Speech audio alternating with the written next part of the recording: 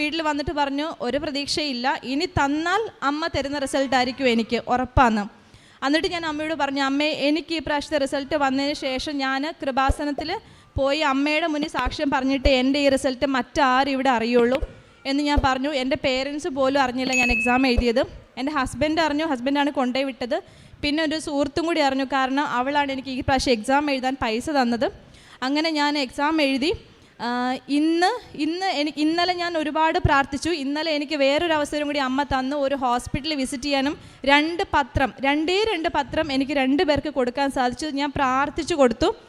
എനിക്കറിയില്ല, ഇന്ന് ഒരിക്കൽ റിസൾട്ട് വരില്ല. റിസൾട്ട് വരുന്നത് ജൂലൈ 1 ഇന്ന് 19 ഡേയ്സേ ആകത്തുള്ളൂ. ഇന്ന് രാവിലെ 10 മണിക്ക് നോക്കാൻ നേരത്തെ OET പോർട്ടലിൽ റിസൾട്ട് അവൈലബിൾ ആണ്.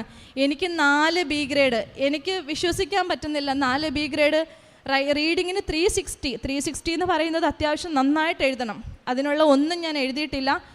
എനിക്ക് അമ്മ തന്ന ഈ അനുഗ്രഹം പറഞ്ഞറിയിക്കാൻ പറ്റത്തില്ല. അമ്മ മാതാവിന് 1000 നന്ദി കരയറ്റുന്നു ഈ അവസരത്തിൽ. അതോടൊപ്പം അടുത്ത ഒരു നിയോഗം ഞാൻ വെച്ചത് എൻ്റെ ഹസ്ബൻഡിൻ്റെ ACC എക്സാമാണ്. Chartered accountant. പല പ്രാവശ്യം എഴുതി. റിസൾട്ട് ഒരു സബ്ജക്റ്റ് 2-3 തവണയൊക്കെ തോറ്റുപോയിട്ടാണ് കിട്ടിക്കൊണ്ടിരുന്നത്.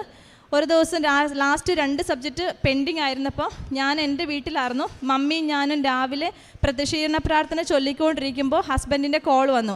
ആ ടൈമിൽ വിളിക്കുന്നതേ അല്ല, ഒരാവശ്യമുള്ള ടൈമല്ല, 5 o'clock ടൈം, 5:30 ടൈമിൽ.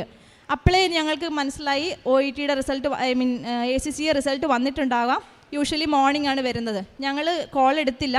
പ്രത്യക്ഷീകരണ പ്രാർത്ഥന മുഴുവൻ ചൊല്ലി തീർത്തിട്ട് വിളിച്ചപ്പോൾ പറഞ്ഞു, മമ്മി എൻ്റെ ലാസ്റ്റ് 2 എക്സാമും ഞാൻ ക്ലിയർ ചെയ്തു, ACC കംപ്ലീറ്റ് ആയി എന്ന്. അമ്മ മാതാവിന് 1000 നന്ദി.